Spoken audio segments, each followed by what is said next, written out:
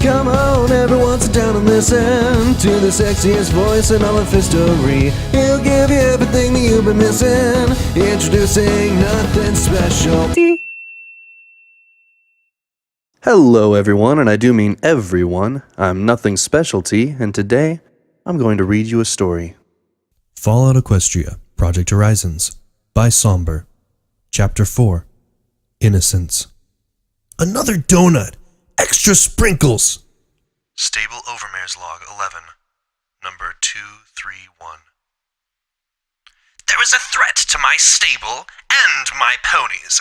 A threat within that must be dealt with. Numerous problems plague the stable, and I am certain of the cause. Her name is Rivets. When I assumed the Overmare position, as per my right, she resisted me from the very beginning.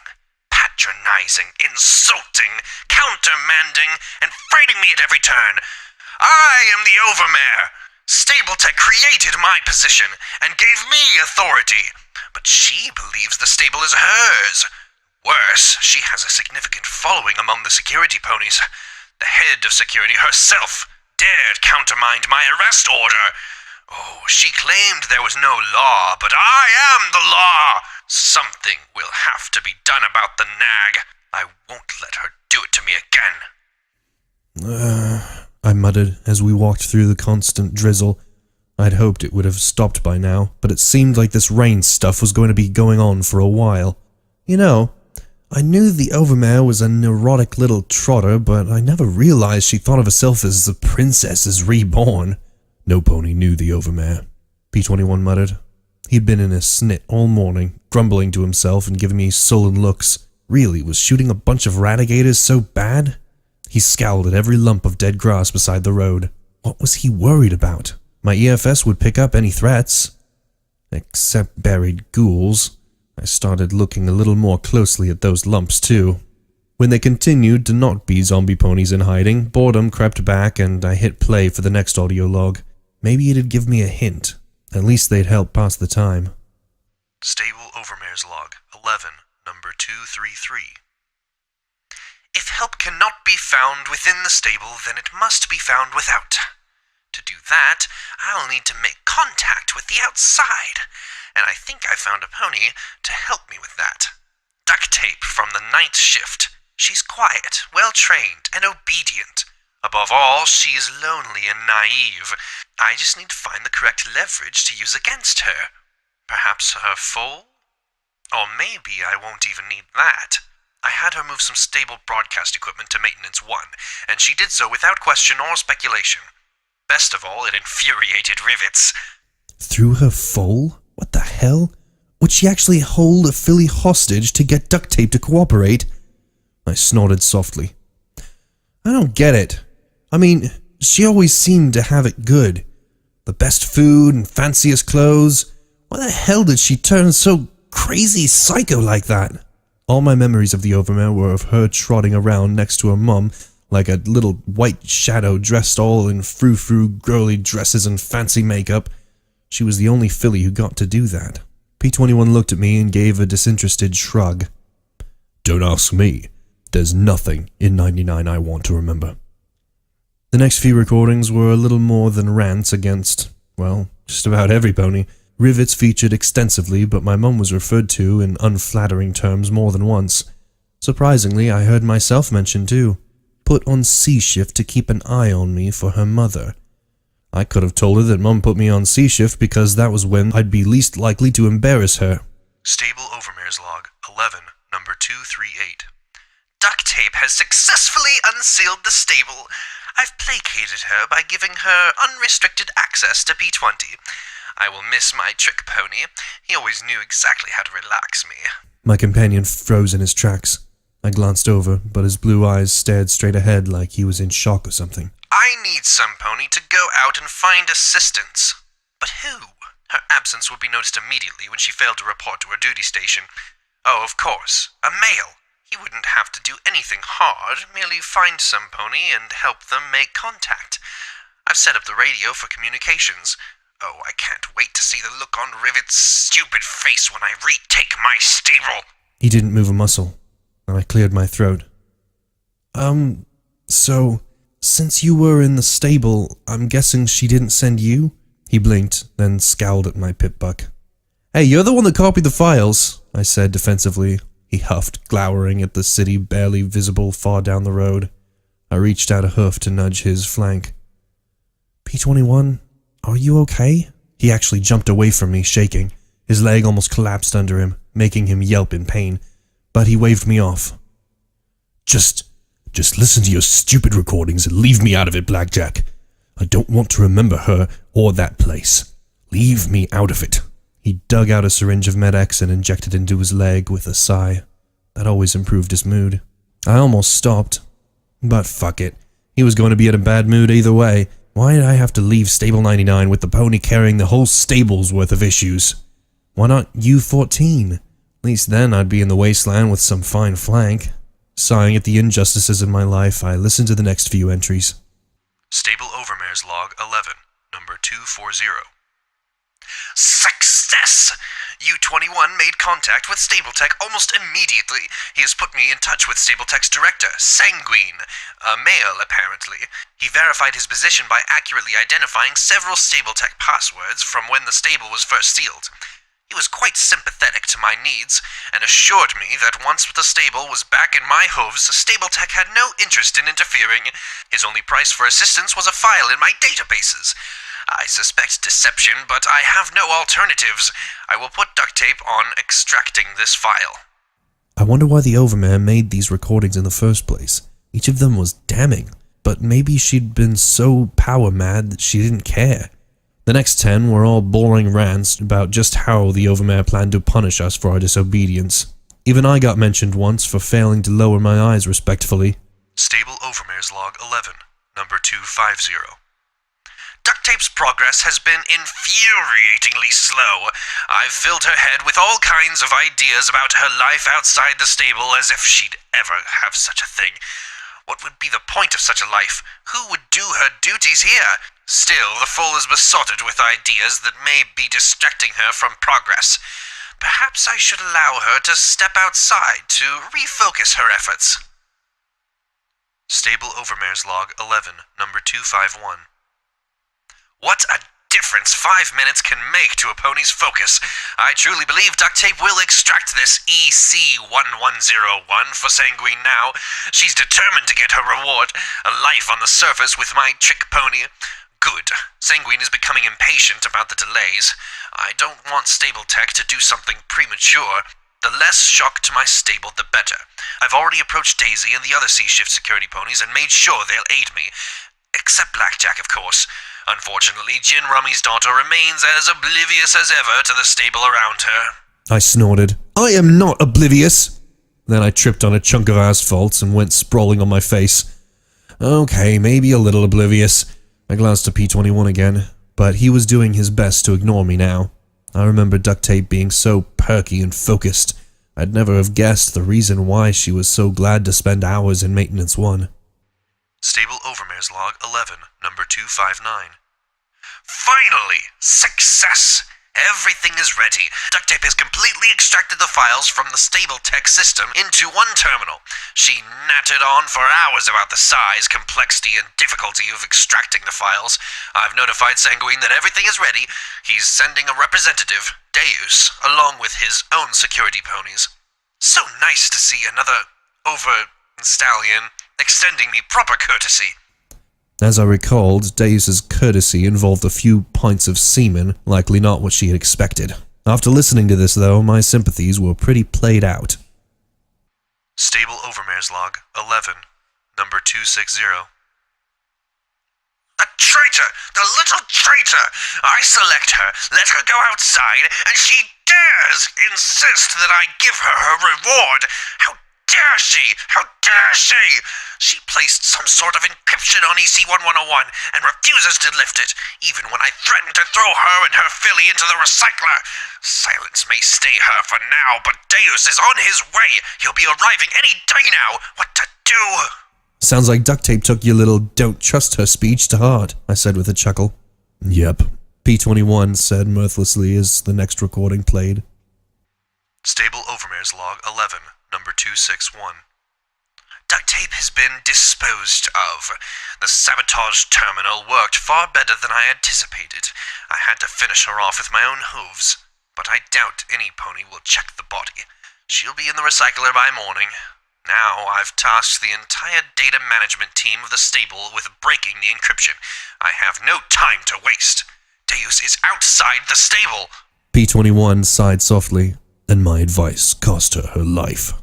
I watched him, his odd mask-like expression. What was he thinking? Did you like her?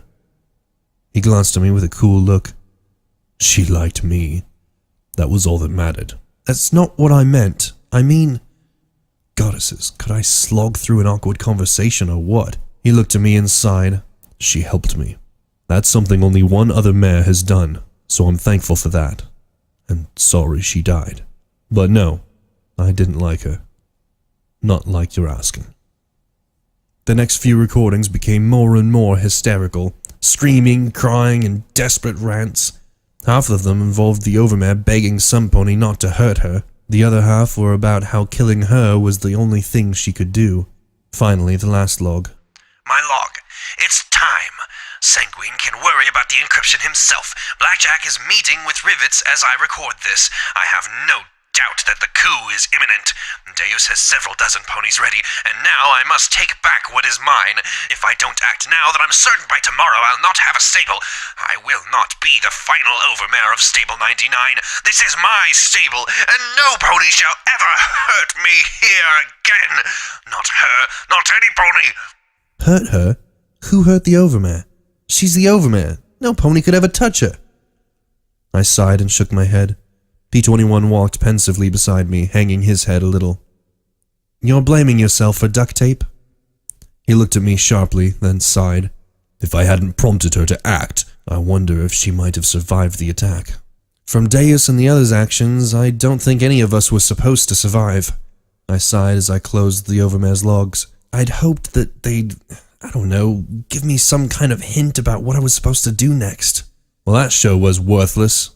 Worthless? P21 sounded surprised. That told us a good deal. Huh? Well, it just confirmed to me that the overmare was crazy. What did all that tell you? P21 sighed. First, that this Sanguine was probably watching the stable before U21 left it. You know how dangerous this place is. A lone stable unicorn wouldn't have lasted long. Second, Sanguine has some links to stable tech. The overmare confirmed that with his codes. Third, he clearly had a grasp of the overmare's psychology. I suspect we're looking for some pony who's spent time in a stable themselves. Fourth, he's got established contacts with Reapers and Raiders. Deus might have been brutal, but he also showed restraint, rather than charging through and killing everything. So we find and kill Sanguine and we win? Sweet. I love a simple plan, I said with a smile, hoping to get one in return, even a little one. He gave me a flat look. He was born with that face. Okay, so probably not simple. What about Deus? What if we find him? Did you forget those guns he's carrying? Not to mention that he might have another small army of raiders and reapers with him. I'm happy never seeing him again, P21 said firmly.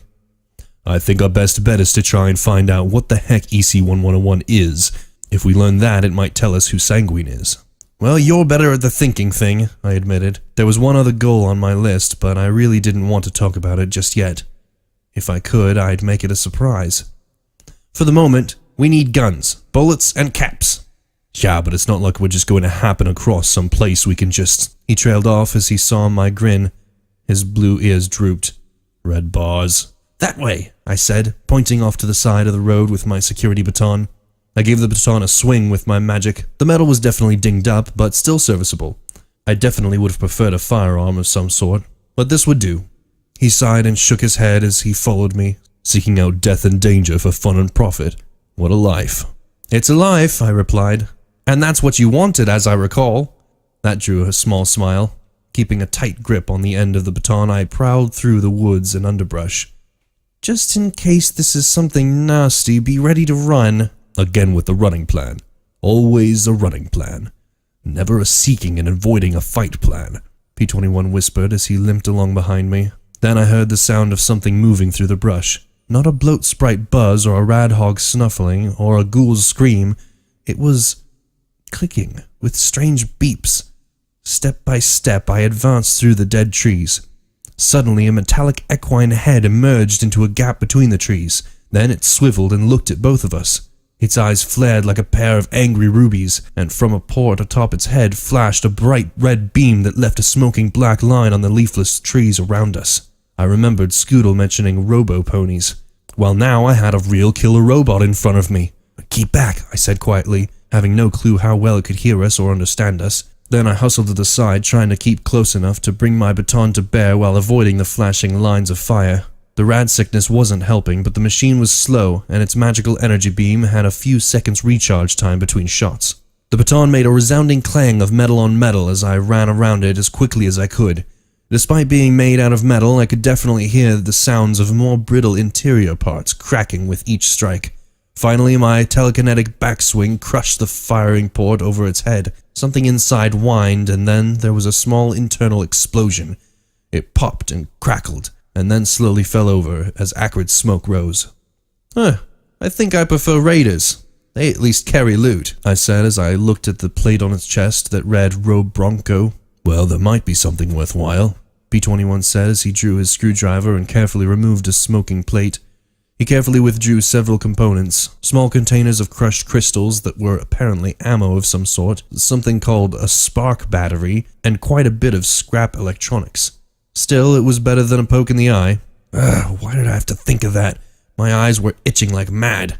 While he finished, I continued forward towards more red dots. The dead wood ended abruptly at a crumpling concrete wall.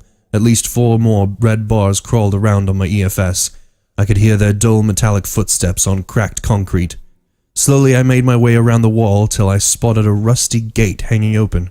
Keeping the EFS on the robot I heard on the far side of the wall, I waited till it was passing before stepping into sight. Its eyes flashed red as its head rotated to face me. I hit Sats at once, and as before, unleashed 3 blows on the machine's head. Fast as I was as I made the attack, the beam proved faster and scorched a line across my neck. The 3rd blow snapped something vital. The entire head peeled off. 1 down, 3 to go. I carefully peeked around the gate. The 3 remaining robot ponies were walking much closer together. I swallowed, rubbing the burn along the side of my neck.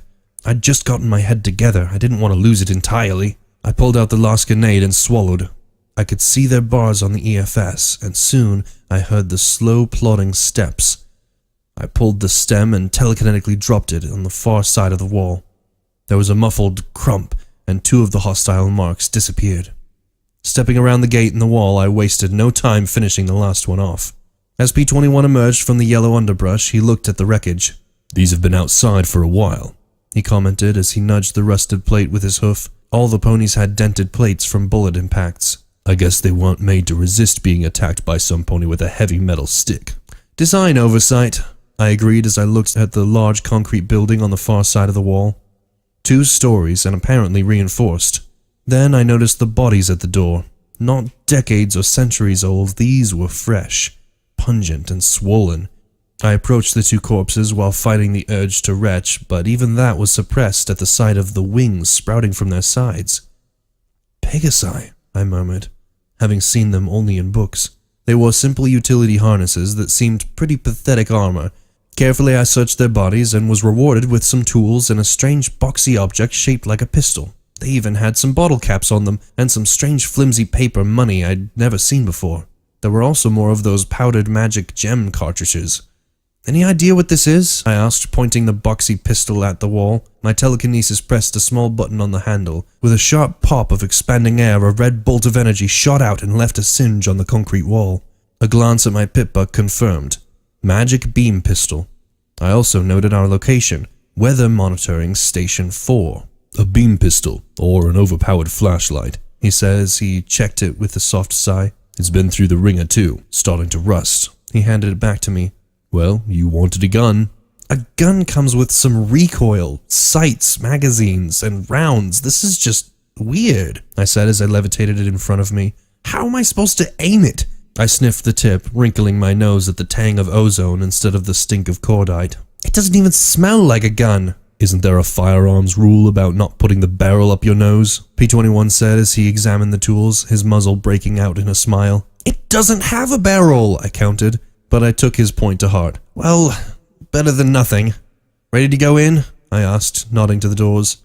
He looked at the dead Pegasi and their black utility barding. I'm pretty sure these two died trying to get out. Well, since they didn't have anything expensive on them, we can assume that anything valuable is still inside, as well as whatever they were running from, he added. When he saw my grin, he gave a soft groan. Try to be careful, Blackjack. Sure, back in 5 minutes, I replied, grabbed the door handle with my magic and pulled. It barely squeaked open enough for me to squeeze through, and when the door slammed shut, I found myself enveloped in pitch black. No, not pitch black.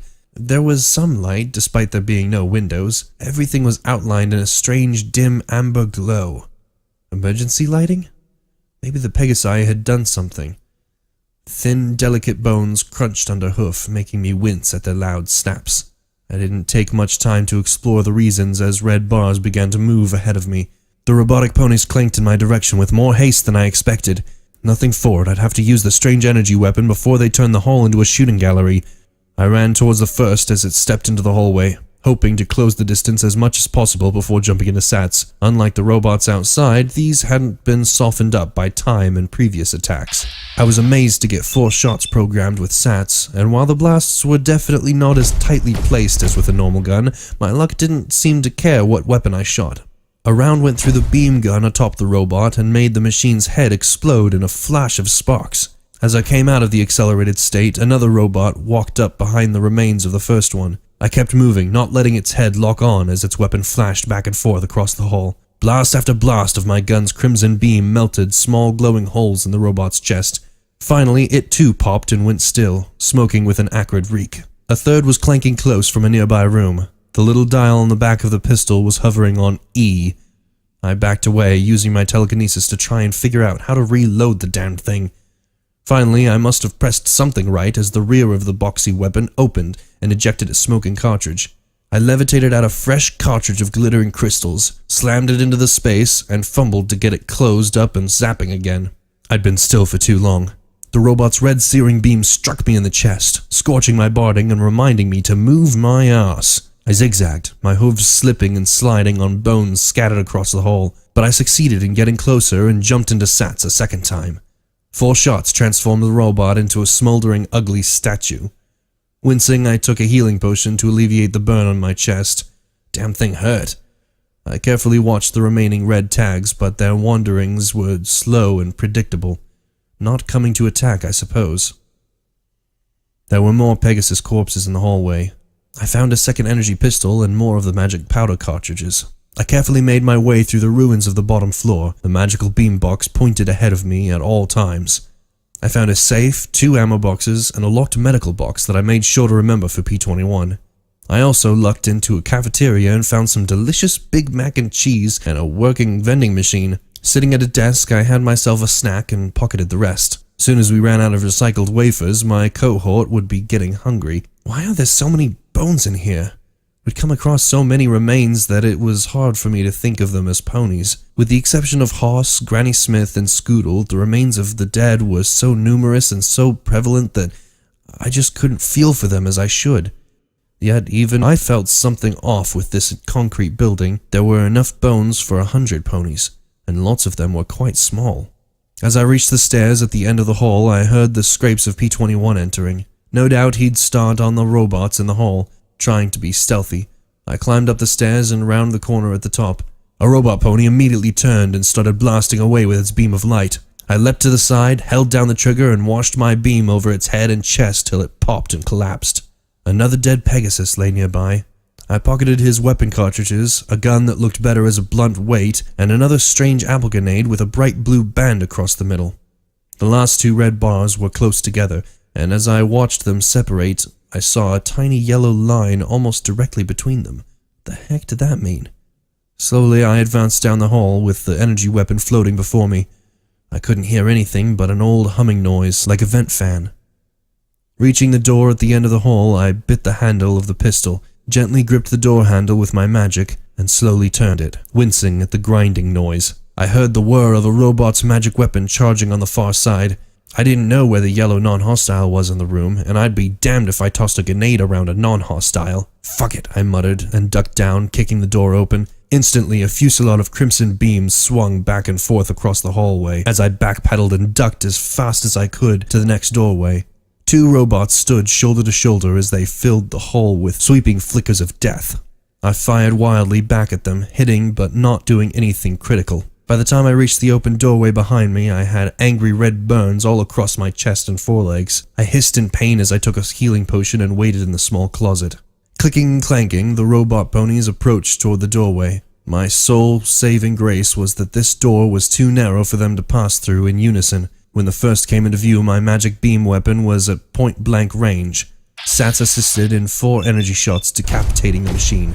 As it fell, the last came into view. I screamed as I moved back and forth as much as the closet allowed and held the trigger down with my magic. It didn't help much as more lines burned my limbs and shoulders. The red bolts of energy chewed through the metal plating of the Robronco sentry, and a white glow spread along its frame. It collapsed into a pile of warm ashes and smoldering metal.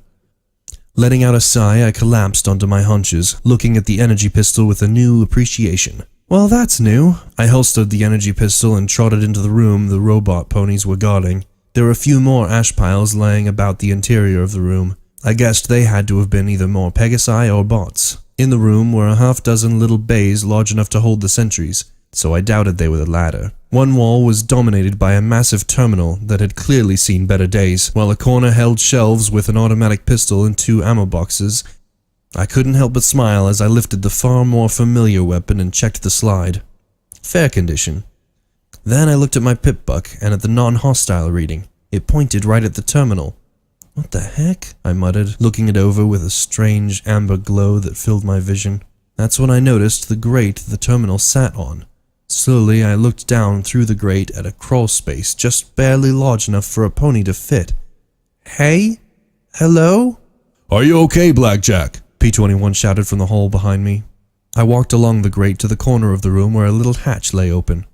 I think some pony's in here, I said as I carefully lowered my head and peeked into the space. My amber gaze saw the many cables of the terminal, but hiding behind them was a small pony shape. She peeked out around the corner at me, and I gave her my most comforting smile. Hey, there you are! Her eyes widened in terror, and she moved her head completely out from behind the cable. My smile vanished as I looked at the boxy business end of the magic beam pistol. The yellow mark turned red as she screamed around the clenched handle, and my world became filled with red light.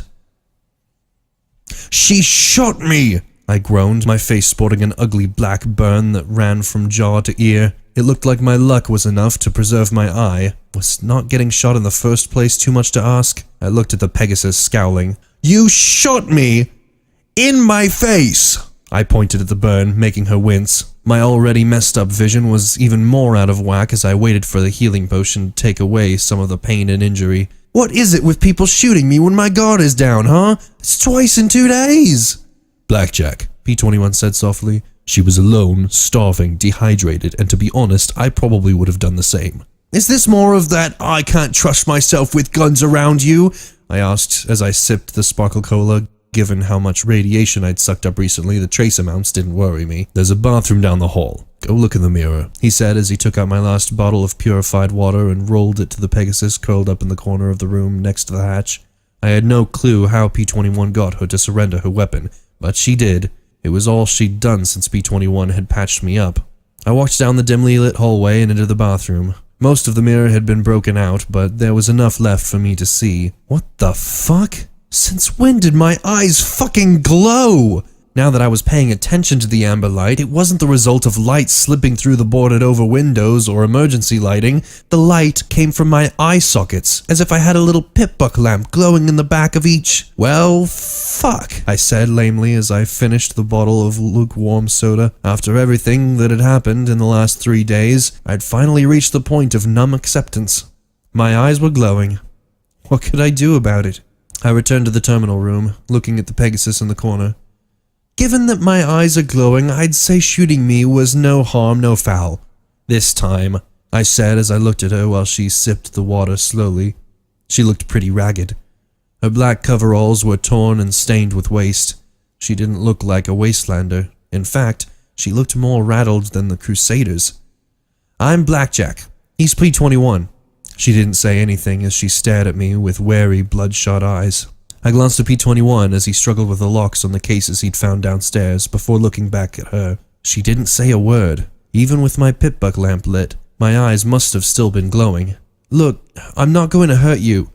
If you want to go, then go. I stood and carefully stepped aside. The silver-grey Pegasus slowly started to crawl for the exit as I walked to P21 on the far side of the room. I waved my hoof as if coaxing her to go if she really wanted to. I didn't envy her odds alone, but she disappeared down the hall. I let out my breath. Well, good luck, I silently wished. P21 glanced up at me and shook his head. What, do you think I should have shot her or something? You spared that raider and got shot in the back, he said softly. Yeah, and I tried to help her and got shot in the face. In my fucking face. Still not going to tie her up and keep her as a prisoner. She wants to go, then she should go. I rubbed the burn, feeling the magic healing the damage quickly. I tallied up how much I owed him just on healing potions he'd found stashed away or locked up. I looked at the massive terminal. So, any clue what that thing's for? No idea, he said as I started on my last sparkle cola. Darn, things were addictive. Enjoying the warm, carroty taste, I glanced back down the hall. Our Pegasus hadn't run far. I guess she'd probably encountered those Pegasi in the hallway. It's on a security lockout. He glanced at the piles of ash in the robot recharge bay. I guess they failed to enter the right password. That activated the sentries. And that meant there was no chance to hack the terminal without ending the lockout. Great, I muttered as I spotted another Pegasus skeleton in the corner. It wasn't the species, though, that made me curious. It was the sight of the weathered recording cartridge under the bones. Carefully I levitated it and connected it to my pip-buck. Maybe some pony happened to mention a security override, I said as I started the playback. The recording was clearly old, but I heard a dull chuckle. Yeah, dude, Rainbow may be hot, but, you got no chance, man. Dude, isn't she, the spokespony for the Mare Raiders? Yeah, I heard that.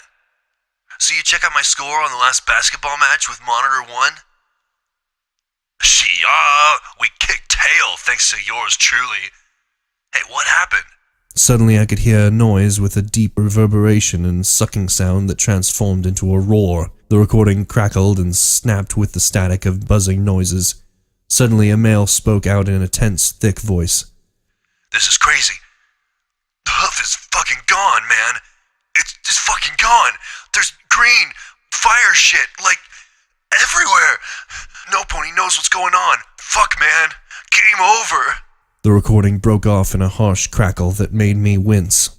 After some more static, the buck's voice returned. I got a whole bunch of kids from the Fluttershy Clinic south of here. We need ponies to fly them out. Get them to the Shadow Bolt Tower? Thunderhead? Somewhere. Come on, you fuckers. I know you can hear us. I got a transmission and power. Fuck, why won't anyone answer? I'm hitting every frequency I can. He rasped into the recorder, his voice breaking into a peal of static. When it returned, he was coughing. Fuck, it's so quiet outside. I think the fucking radiation's getting in somehow. If any pony can hear this is Brawley in Hoofington, Weather Monitoring 4. I contacted Thunderhead, but they haven't sent shit to help. They told me to come home. There are kids here who need to be evacuated. Can any pony hear me? This is Brawley in Weather 4. There was a long pause, and then he screamed. Answer, you fuckers! I stared at the pip-buck, feeling dread prickle up and down my spine. The static crackled for the longest time, and when it returned, his voice was a raspy whisper. Kids aren't doing so good. I'm not doing so good. Fuck.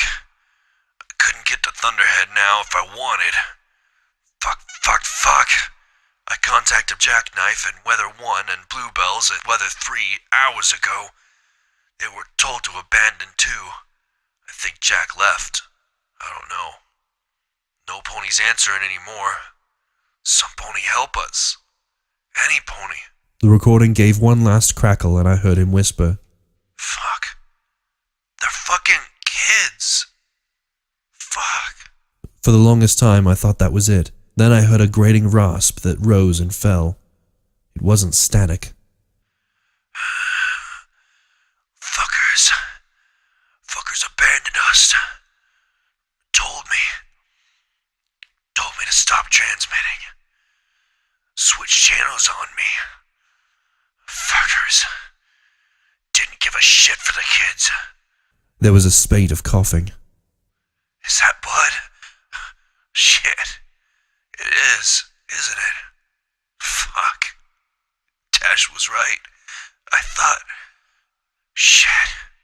Fucking right. Fuck. With that, the recording continued playing silently for several minutes before I finally stopped it. Damn it. I'd been fine when the bones were just bones. I didn't want to think of dozens of foals dying slowly of radiation poisoning while someone, somewhere, casually let them die. How could they? P-21 stared at his hooves with an inscrutable expression. Maybe things were so chaotic. They told him to stop transmitting, I said as I stood. They told him to shut up and die along with dozens of young ponies. They were organized enough for that.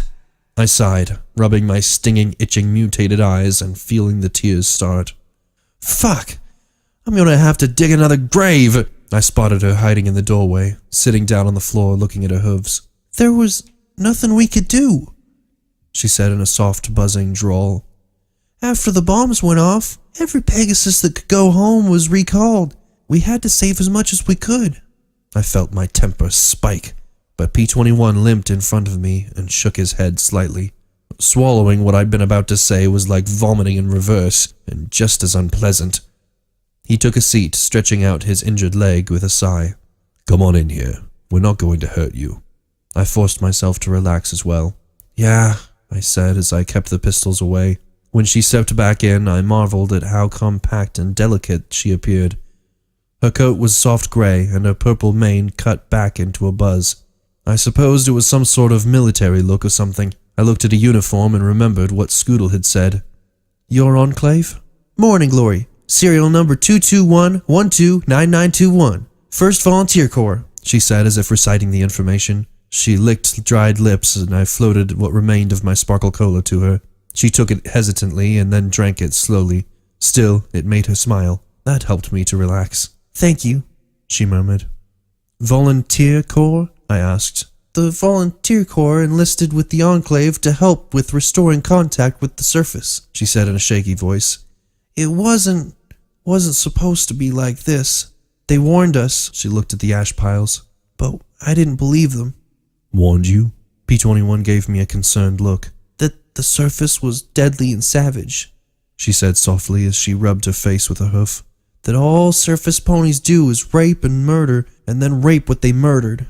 She looked at me at the ash piles with a little shiver. All my friends, we were sent to make contact. We had gifts. No heavy weapons, no power armor. She began to shake and clenched her eyes tight. Oh, Celestia, the things. They did such horrible things. Sounds like you ran into raiders, I replied. Half of us they slaughtered and ate. Some were still alive. We fell back here when I detected the transmissions. We couldn't access the system, though, and the sentries activated. She clenched her eyes shut. I'd crawled underneath to connect the power. I heard them all die. She started shaking again. Hey, breathe, Glory. Just take some deep breaths. I gave P-21 a long look before I tried to put her at ease. Sounds a lot like what the two of us just went through. Wasteland seems to love tossing one nightmare after another against a pony. So why don't you just, I gestured skywards with a nod of my horn. She flushed and looked away. I just can't. Okay. Psychological trauma and distrust?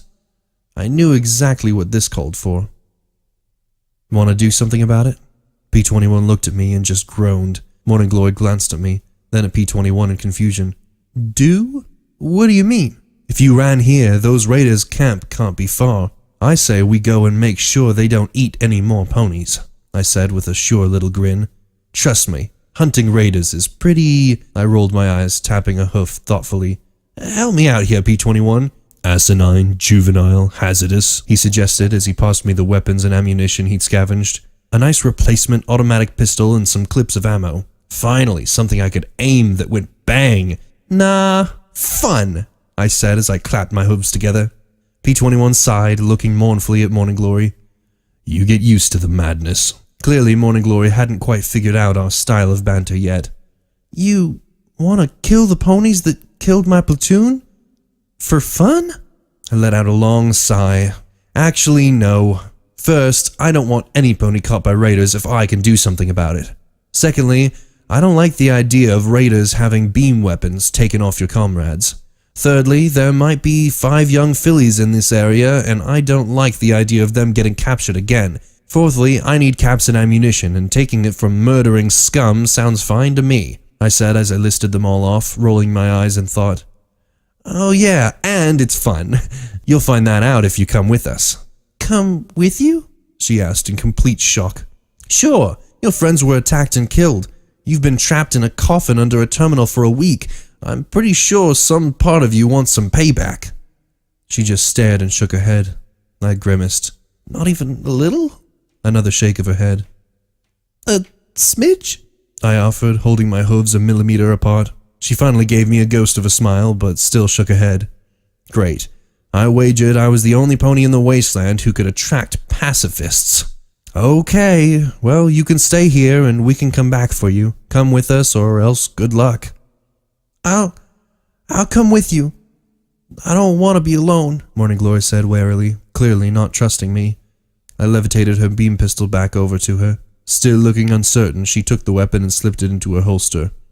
That put her a little more at ease. Not to be nitpicky, but are all of you armed with, well, I nodded to the dinged-up beam pistol. It seems sort of poor quality. Oh no, the Volunteer Corps are issued surplus arms and armor separate from the security and scouting forces. Armor? She counted that uniform as armor? My security botting was better armor than that. May I see some of the others' beam pistols? I might be able to improve things, she asked warily. I remembered what Scoodle had done with the rifles, so I put the other 4 beam pistols down and let her get to work. P-21 looked on in interest as she skillfully broke the weapons down and repaired the best of the lot. When she finished, it looked much more impressive. She didn't even have to slam the cartridge container closed. Nice work. Do you normally fix stuff? I was a student at the Thunderhead Academy, she flushed. But there were some protests, nothing serious. Just a lot of us wanting to come down. That's why the Volunteer Corps were established. And ripped to pieces by raiders. Convenient. Something about all of this stunk. So, the Enclave came here to help the wasteland. They let volunteers like you come and help out. Then they give you old weapons and uniforms. Did they even train you how to use them? I had a 2-week training and survival course, she said defensively. Right. And then they sent these volunteers on a peace mission to raiders? If that was incompetence, they deserved an award for the sheer scale of it. I had a real bad feeling it wasn't incompetence. Did their scouts miss the severed heads and mutated corpses? I glanced over at P-21, but he looked grim as well as he gave a little shake of his head. Morning Glory was young, traumatized, but still innocent. Maybe it was just paranoia, but suddenly I understood why Scoodle had been wary of the Enclave. Well, your call, I said, gathering up Brawley's remains in a bag. Outside, I found a tree and cleared out a hole at its base with my horn. There wasn't room or time to do anything fancy, so I set the bag into the depression and covered it once again. I levitated a pointed rock and scratched out Brawley and He Tried on the trunk. I spotted both of them staring at me oddly. P-21 had an approving look, and Morning Glory simply seemed confused. So, coming with us? I asked as I checked the automatic pistol and my ammunition. Morning Glory nodded, and I looked to her beam pistol, floating several cartridges to her. I know you might not like the idea of shooting raiders, but trust me. Try. Especially if you see me shooting. Red it's dead, yellow be mellow. As we journeyed back toward the west, I let Glory take some pot shots at the bloat sprites. She could shoot when she worked up the nerve. I couldn't begin to guess how she aimed a weapon like that with no sights, but between a half-dozen bloat sprites and 1 rad hog, I was pleasantly impressed. So just how is the Enclave trying to help? I mean, I haven't seen signs of swooping Pegasi flying over and laying waste to every raider that pokes their heads out, I said, glancing to the sky. Mistake. I staggered so hard I ran into Morning Glory and nearly knocked her over. Sorry, I muttered, getting my gaze below the horizon. Well, we're trying to assist by providing food and clothing to the locals around the skyport. There's been diplomatic missions as well. Like her mission to get friendly with a bunch of raiders? What genius thought that up? We also offer free medical assistance. That got my attention, as I glanced back at P-21's limp. Really? That's generous, I said. He was in such pain that he grunted his agreement. Unfortunately, there's many factions that appear to be quite hostile to Enclave activities. The Steel Rangers in particular have attacked us at the skyport. There's a lot of distrust I simply can't understand. Why won't ponies let us help? Morning Glory's frustration was clear. Personally, I wasn't opposed to the idea of helping folks who needed it, but there was something off with the Enclave's offer. I kept thinking back to the Overmare's recording about this Sanguine giving her everything she wanted. Generosity didn't come cheap here. There was some irony in that the raiders were based out of a donut shop along the road from Withers. If I hadn't made that detour, we'd be facing much stiffer resistance. A faded brown unicorn held a ring and the chipped lettering read Pony Joe's. How cute. They'd nailed body parts to the hoof and sprinkles. Artistic and grotesque. The pit-bug detected only a sole hostile wandering out the back door. I glanced back at P-21. This would be a lot easier without him giving the alarm. I slowly slid the baton out of its holster. What if he's... Morning Glory whispered hoarsely. Innocent, unarmed? I looked at the raider as he squatted beside the ditch. Pit-bug red as red. I closed my eyes. What was the difference between me and the raiders, besides that I seemed to have a little more discretion as per my pit-bug? If I didn't have that convenient red bar, would I be as much a murderer as the raiders? If he gives up, fine. I approached as quietly as I was able, baton floating beside me as the raider let out a rather epic bowel movement. He'd probably have to kill it with a shovel afterwards. Fortunately, he'd brought one with a jagged, blood-stained edge. The reek made me gag, but I closed the distance and was quite glad he'd finished. He muttered something sounding like a language of strung-together obscenities as I gripped the baton even tighter and poked him with my hoof. Hey! He froze and slowly turned to stare at me. One eye was a swollen, pus-dripping mass that couldn't close. The other pupil was so contracted, I wondered if he was blind. He slowly grinned, revealing teeth sharpened to points as he started to giggle. Don't, I warned as his giggle grew louder and louder. Don't, I repeated through grit teeth. But it was too late. He jerked his head, grabbing the handle of the shovel. I had no choice as I brought the baton down on the back of his head with all the strength my horn could muster. A pulpy noise that oddly matched his bowels filled the air, and his whole body jerked and fell flat next to his reeking pile of filth. I looked at Glory, watching in horror, and frowned at her. Happy? I asked as I pointed at his frozen maniacal grin with the baton. She looked away, and P-21 gave me a look that read simply as, "Not fair, Blackjack." I didn't care. I didn't want to discuss the equinety of any pony so crazy they adopted radical new styles of dentistry to suit their dietary habits. Now I'm going in there. If I have to get out fast, I'd really appreciate if you could be ready to cover me. I didn't look to see if she'd nod or not. Hopefully P-21 could get through to her. She'd shoot me in the face, but didn't want to kill a raider. Fuck. I carefully opened the back door of the diner. Old donut-making equipment stood coated in black and crimson sludge. The stench coming out of the door was so intense that I almost retched. Flies buzzed over every surface, and there was an industrial mixer with limbs sticking out. There seemed to be more than a few wings. Maggots thrived in great, squirming lumps that popped under hoof as I moved in as carefully as I could. The knot of raiders seemed to be concentrated in the dining area. "Squaw! Finish shitting and get in here! Squaw!" a mare shrieked from the front. "I'm gonna make him eat it! Anyone want to see him eat it?" Raucous laughter filled the air as one bar detached from the mass coming towards the doorway. I looked right, then left, then tried my best to squeeze into the fetid corner between the wall and mixer. I couldn't help but glance in and wish I hadn't. There was some kind of jelly in there that was moving. When the mare walked past my hiding spot, I saw the floating beam pistol in front of her. Knowing how fast they shot and really sick of burns, I hit Sats at once and brought the metal curve of my baton across her throat. Any warning she was going to make died as the second swing smashed across her face, and I saw with disturbing clarity the orb of her eye burst and spray viscous yellow jelly across her cheek. I couldn't stop if I wanted to, and I really didn't want to as the final swing finished caving in her eye socket. I grabbed her with my hooves to keep her from falling and lowered her to the floor of the kitchen. The laughter from the far side had drowned out her collapse. I glanced at the beam gun. Just like the ones at the monitoring station. I counted 4 more bars moving. I doubted I'd be lucky enough to catch another alone. P-21's method had dropped 2, time to finish it blackjack style. Coming around the corner, pistol raised, I wasted no time going into Sats and putting all 4 rounds into the nearest raider's skull. The 3rd round effectively turned his skull into chunks and I immediately backed away. Red blasts of light peppered the doorway as I waited. Sure enough, one came around wearing a welding helmet. The automatic roared along with me as each round scooped out great bloody hooffuls from his chest. After the 5th burst, he finally went down. A metal clang and clatter beside me was all the warning I needed. I dove back into the dining area and crouched low.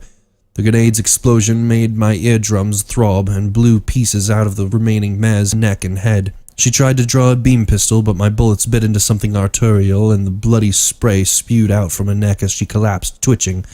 That left... Oh fuck, this raider had something new. Over his raider armor, he was wearing a harness that slung his weapons at his sides.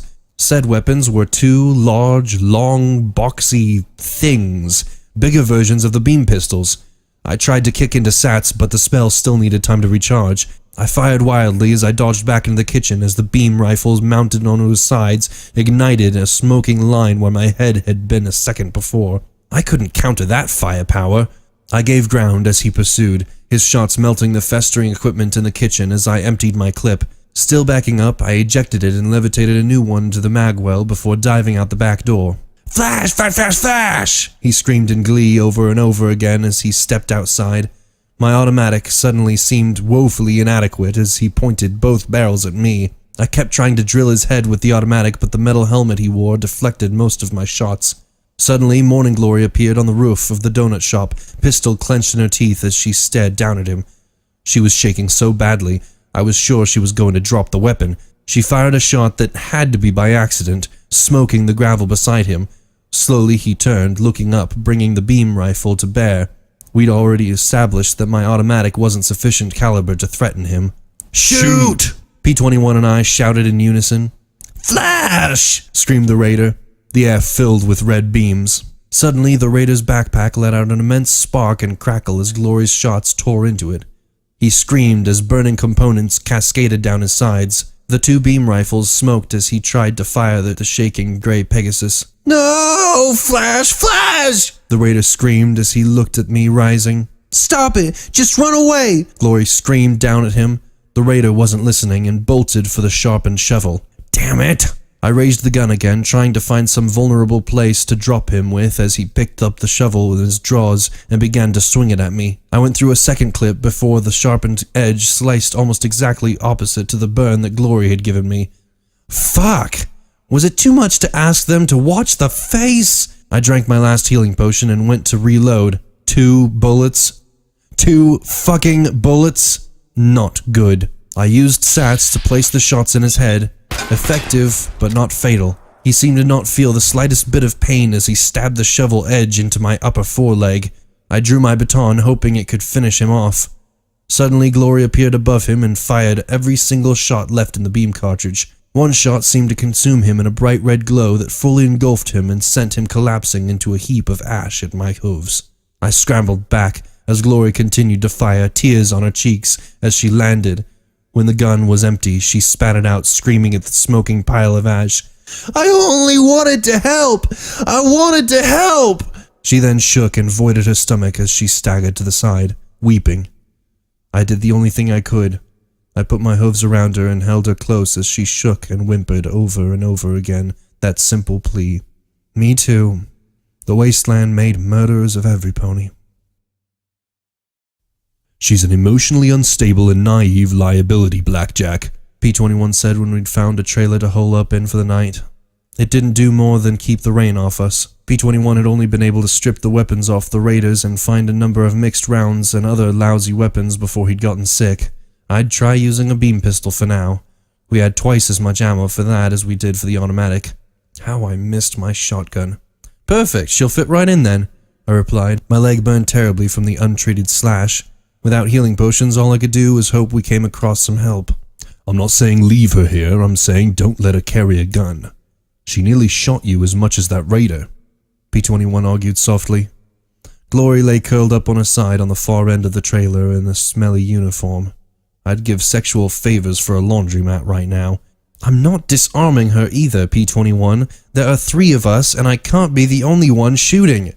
So unless you're going to start packing, you know I can't do that. Right, well, she can. She just needs to get her hooves under her and some training discipline. As for her ideals, what can I say? I might think there's something off with this whole enclave business, but she wants to help. I do too. I think it's the only difference between us and raiders. I had to admit that in the last 3 days I'd fallen into a somewhat frightening eagerness to shoot ponies. P-21 sighed and looked out the window at the drizzle that clanged against the roof in a soft staccato. How long is it supposed to keep doing this? Glory said it could go on for hours or even days. Pegasi don't try to control the weather anymore, remember? That had been a shock to me. I'd thought that interminable grey-black layer was the sky. Learning that it wasn't, that it was a mass of clouds perpetuated by the Pegasi, really undermined the whole help wastelanders argument. Glory hadn't been too happy to admit it either. I didn't particularly mind the rain. It was cold and wet, sure, but the steady noise reminded me of the hum of ventilation recyclers constantly turning over the thick, stinky air. Even though it was depressing, I liked to think the rain was doing all it could to wash away the bloodstains. Listening to the rain, though, was hardly stimulating, and I quickly found myself bored. I didn't want to listen to the Overmare's craziness, though. I switched over to the radio channels, doubting that there was a chance I'd pick up 99's internal radio signals. Still, I slowly clicked one channel after the next, and then blinked as music filled the dingy trailer. Music in 99 was all stately pomp, reminding us how we should all be loyal to the stable and Overmare. It was never this sweet, pining music that seemed to drive out the gloom before it. Let it go, let it go, let it go, let it go. When the pain is all you have, let it go. The voice demanded every iota of my attention, and I gave it happily. I had no idea who she was or what she was singing about, but I knew pain. All of us did. And as she sang on, I felt my chest relax just a little bit. For a few brief moments, I was able to leave the wasteland behind and be someplace else. It finally trailed away and a buck gave a long sigh. That was Sweetie Belle with Let It Go, just giving us a reminder that sometimes when things are at their worst, it's best to just forgive and forget. This is DJ Pone3 with a shout out to all my listeners back east around the hoof. I know some of you feel like you don't get as many headlines out there, but it's a great big old wasteland, so this news is just for you, Hoofington. Turns out the road between Manhattan and the Hoof is just a little safer now thanks to a pair of ponies fresh from a stable. You're gonna love this. Looks like the Hoof has just a little more security than a few days ago. That's right, she's got it displayed loud and proud. She's already carved up the raiders from Withers all the way to Megamart, and she doesn't look like she's going to be stopping anytime soon. So here's a big thank you from DJ Pone3 to the security mare. Looking forward to seeing what law and order you bring down next. What the fuck? What the fuck? Who the hell was that? And how does he know what I'm doing? What? I suddenly knew. Watcher! Watcher, P-21 said with a little frown. It's gotta be. Who knew we left the stable and took down raiders in Withers? I crossed my hooves and nodded. It makes perfect sense. P-21 looked skeptical, but didn't argue. Then he cracked a smile. Security mare, huh? Catchy. I didn't feel catchy. I felt pissed. He just told Deus where we are. The road is really long, and even Deus probably can't search the whole thing, P-21 interrupted reasonably. Well, what about bringing down law and order stuff? I'm not doing that. And he didn't even mention you beyond pair of ponies. I had to admit I was more than a little paranoid now. Why had Watcher just told Hoofington what I was up to? It's like he's making me out to be some kind of law pony. Well, aren't you? You attacked those raiders without hesitation, in large part because what they are doing is wrong. You may not be upholding a written law, but you yourself said what they're doing is wrong, and you were going to stop them. P21 seemed to enjoy needling me. So what's wrong? 'Cause he's skipping the parts where I fucked up. No mention of what I did in the boneyard or how I got Scoodle killed. It was like he was making me into some damned folk hero. I didn't want that. Of course, the question was, how could I stop it? Footnote. Level up. New perk. Friend of the night. Your eyes adapt quickly to low light situations.